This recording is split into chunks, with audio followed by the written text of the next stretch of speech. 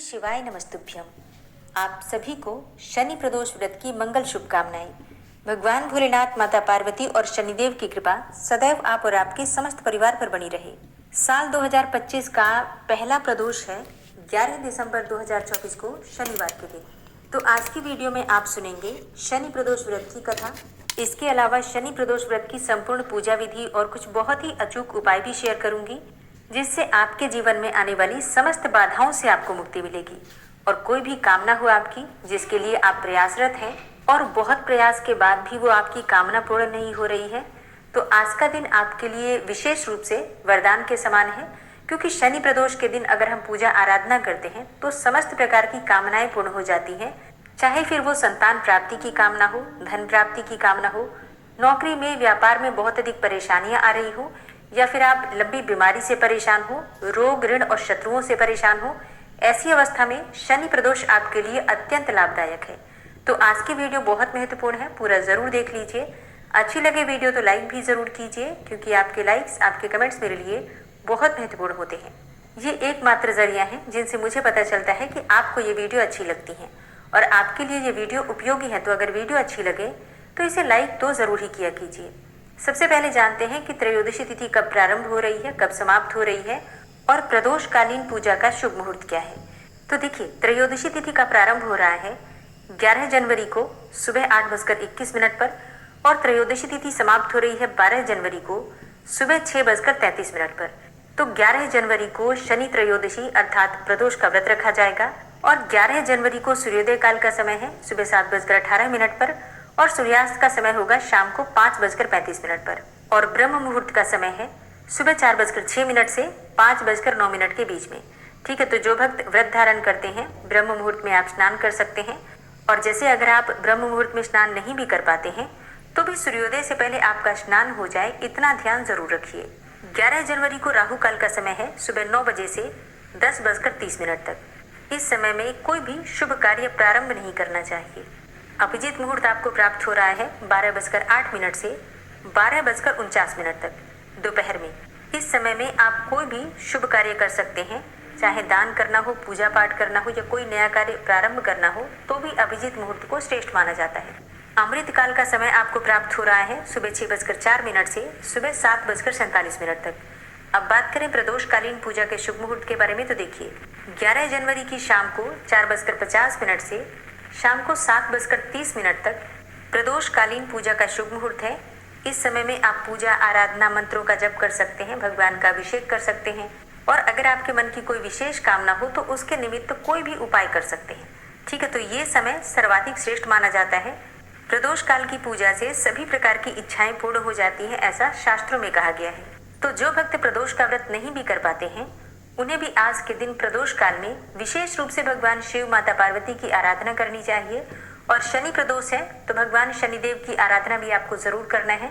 घर के आसपास कहीं पर भी पीपल का वृक्ष है तो वहां जाकर आपको सरसों के तेल का दीपदान करना है और अगर शनिदेव का मंदिर है तो वहां जाकर भी सरसों तेल का दीपक जला सकते हैं। ठीक है, कोई भी कामना हो आपकी, आप चाहते हैं कि बहुत जल्दी पूरी हो जाए, तो इसके लिए एक विशेष उपाय आज के दिन जरूर करना चाहिए। एक पात्र में आपको थोड़ा सा कच्चा दूध लेना है, उसी में आपको थोड़ा सा जल डालना है, मतलब जल से उस पात्र को भर दीजिए और अब इस पात्र में अक्षत, काले तिल, थोड़ा सा मिश्री या फिर शहद या शक्कर, कोई भी चीज डाल सकते हैं। जल को मीठा करना होता है और इसी में आपको एक सिक्का डालना है, 5 बिल्वपत्र और थोड़े से शमी पत्र। अगर आपके पास शमी के पुष्प हो तो आप उसका प्रयोग भी कर सकते हैं और अगर आपके पास बिल्वपत्र ना हो या फिर 5 बिल्वपत्र ना हो, 1 बिल्वपत्र हो, तो ऐसे में आप उसका भी प्रयोग कर सकते हैं। अच्छा, अगर आपके पास बिल्कुल भी बिल्वपत्र ना हो तो ऐसे में सूखे बिल्वपत्र का चूर्ण अगर आपके पास हो तो आप उसका प्रयोग भी कर सकते हैं। या फिर मंदिर में अगर बिल्वपत्र चढ़ा हो शिवलिंग पर तो आप उसमें से धोकर भी चढ़ा सकते हैं। ठीक है, मतलब किसी और का चढ़ाया हुआ बिल्वपत्र अगर आप धोकर चढ़ाते हैं तो आपका ही बिल्वपत्र होता है। उस बिल्वपत्र पर चंदन से तिलक करके या फिर राम राम राम लिखकर या ओम नमः शिवाय लिखकर आप चढ़ा सकते हैं। ठीक है, तो ऐसे भी कर लीजिएगा। सारी सामग्री एक पात्र में ही आपको रखना है, मतलब जल के पात्र में ही आपको सारी सामग्री डालना है और ये सभी सामग्री शिवलिंग पर ओम नमः शिवाय करते हुए चढ़ा देना है। ठीक है, इसके बाद धूप दीप जलाकर विधि विधान से भगवान शिव की पूजा कर लीजिए।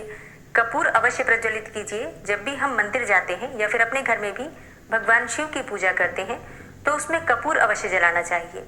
कपूर जलाने से बहुत सारी परेशानियां स्वतः ही समाप्त हो जाती हैं। अगर आप बहुत अधिक परेशानी में हैं, किसी भी प्रकार की परेशानी में हैं, तो शिव मंदिर में शिव महिम्न स्तोत्र का पाठ आपको जरूर करना चाहिए। अगर आप प्रत्येक प्रदोष व्रत के दिन शिव महिम्न स्तोत्र का पाठ मंदिर में बैठकर करते हैं, शिवलिंग के सामने करते हैं, तो विश्वास कीजिए कुछ ही दिनों में, मतलब बहुत अधिक समय नहीं लगेगा, मात्र 5 प्रदोष में आपके जीवन की परेशानियां समाप्त होने लग जाती हैं। मतलब आपको भगवान शिव का आशीर्वाद प्राप्त होने लग जाता है और ये अनुभव आपको स्वयं से ही प्राप्त होने लग जाता है। भगवान शिव स्वप्न में आपको दर्शन देने लग जाते हैं। कई बार आप स्वयं पूजा करते हुए अपने आप को देखते हैं। इस प्रकार से भगवान शिव आपको अपनी शरण में ले लेते हैं और फिर आपके जीवन की परेशानियां स्वयं ही वो देख लेते हैं। तो ये उपाय आपको जरूर करना चाहिए।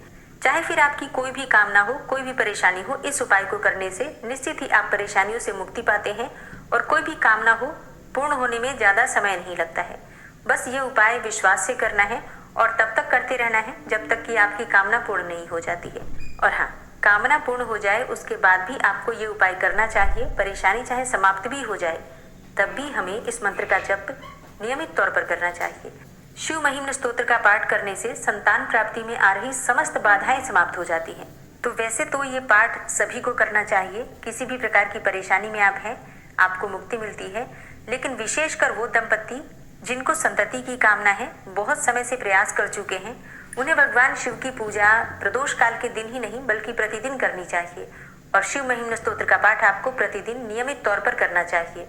शिव महिम्न स्तोत्र का पाठ नियमित तौर पर आपको किस प्रकार से करना है, अगर आप लोग जानना चाहते हैं तो कमेंट बॉक्स में जरूर लिखिए, तो संपूर्ण रूप से विधि आपसे शेयर कर दूंगी। अभी के लिए प्रदोष व्रत के दिन आपको ये पाठ भगवान शिव के सामने करना है और इसके लिए कोई विशेष नियम नहीं है, बस पाठ कर लीजिएगा, भगवान से प्रार्थना कर लीजिएगा, ठीक है। इतने से ही आपकी परेशानियों से आपको मुक्ति मिलेगी, इसमें कोई संशय नहीं है। और अब आप सुनेंगे शनि प्रदोष व्रत की कथा और भगवान शिव की आरती। शनि प्रदोष की पौराणिक कथा के अनुसार प्राचीन समय की बात है, एक नगर में एक सेठ रहता था। नगर सेठ धन दौलत और वैभव से संपन्न था और अत्यंत दयालु था। उसके यहाँ से कभी भी कोई भी खाली हाथ नहीं लौटता था। वह सभी को जी भरकर दान दक्षिणा देता था, लेकिन दूसरों को सुखी देखने वाले सेठ और सेठानी स्वयं बहुत दुखी रहते थे और दुख का कारण था उनकी संतान का न होना। एक दिन उन्होंने तीर्थ यात्रा पर जाने का निश्चय किया और अपने काम काज सेवकों को सौंपकर चल पड़े।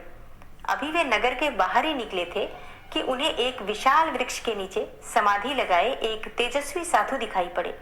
दोनों ने सोचा कि साधु महाराज से आशीर्वाद लेकर आगे की यात्रा शुरू की जाए। पति पत्नी दोनों समाधि लीन साधु के सामने हाथ जोड़कर बैठ गए और उनकी समाधि टूटने की प्रतीक्षा करने लगे। सुबह से शाम हो गई और शाम से फिर रात हो गई, लेकिन साधु जी की समाधि नहीं टूटी। मगर सेठ पति पत्नी धैर्यपूर्वक हाथ जोड़कर बैठे रहे।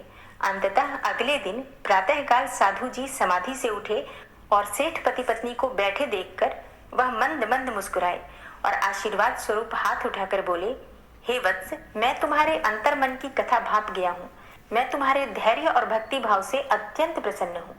साधु ने संतान प्राप्ति के लिए उन्हें शनि प्रदोष का व्रत करने को कहा।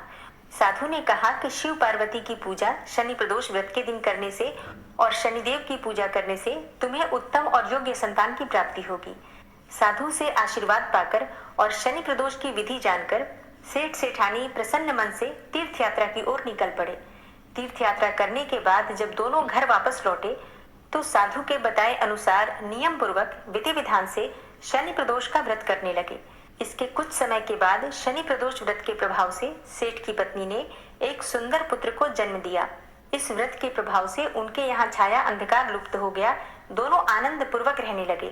तो जो भी भक्त सच्चे मन से भगवान शिव और शक्ति की आराधना करते हैं और शनि प्रदोष के दिन शनि भगवान की भी पूजा आराधना करते हैं, तो निश्चित ही उनके मन की कोई भी कामना हो भगवान शिव, शक्ति और शनिदेव की कृपा से पूर्ण होती है। और अब आप सुनेंगे भगवान शिव की आरती, जो कि प्रदोष व्रत के दिन जरूर करनी चाहिए। ओम जय शिव ओमकारा, प्रभु हर शिव ओमकारा, ब्रह्मा विष्णु सदा शिव अर्धांगी धारा। ओम जय शिव ओमकारा, एकानन चतुरानन पंचानन राजे, हंसानन गरुड़ासन वृषवाहन साजे। ओम जय शिव ओमकारा। दो भुज चार चतुर्भुज, 10 भुज अति सोहे, त्रिगुण रूप निरखता त्रिभुवन जन मोहे। ओम जय शिव ओमकारा। अक्षमाला बनमाला मुंडमाला धारी, त्रिपुरारी कंसारी करमाला धारी। ओम जय शिव ओमकारा। श्वेतांबर पीतांबर बाघंबर अंगे, सनकादिक गरुड़ादिक भूतादिक संगे। ओम जय शिव ओमकारा।